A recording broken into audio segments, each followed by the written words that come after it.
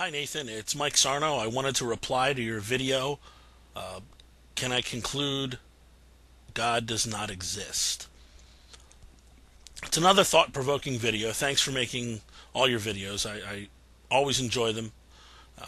You think about them afterwards for some time, usually minutes, hours, sometimes days. Um, I've been thinking about this one, and I'm sure you've already seen the text comment I've left for your video. Um, I think that when you conclude that you didn't find what you expected to find, therefore, you have some type of proof.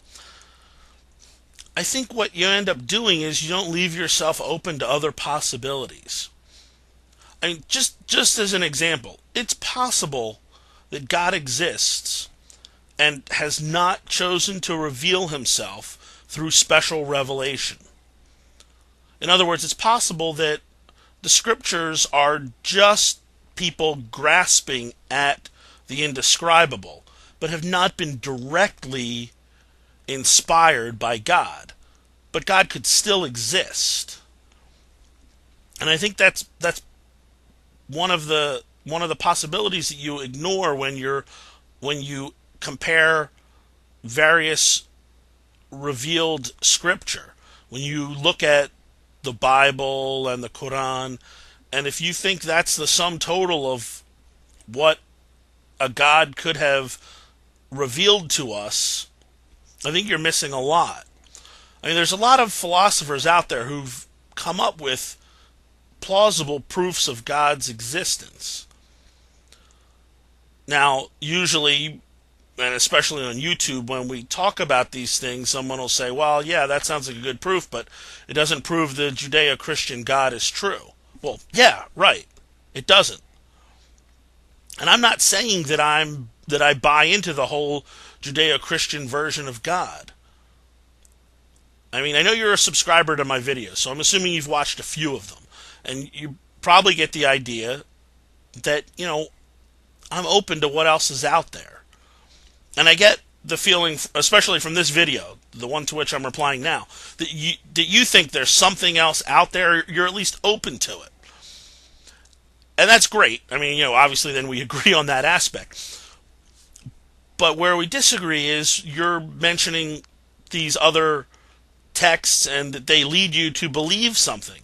But I can't see where you're coming from with that. Do you understand my dilemma there? I don't see how a false scripture tells us one thing or another. All it tells us is that scripture is false. We can't make any other conclusions. And as for your expectation that, God would give us a scripture that would be true for all time, even if God did reveal himself to us through scripture, we have no expectation that would be something that would be for all time and immutable, because what God would want for us could change.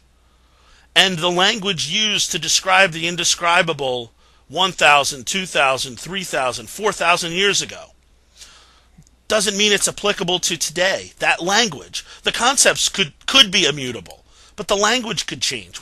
Our understanding of things could change. And I'm open to that. And I was wondering about you. How open are you to those concepts?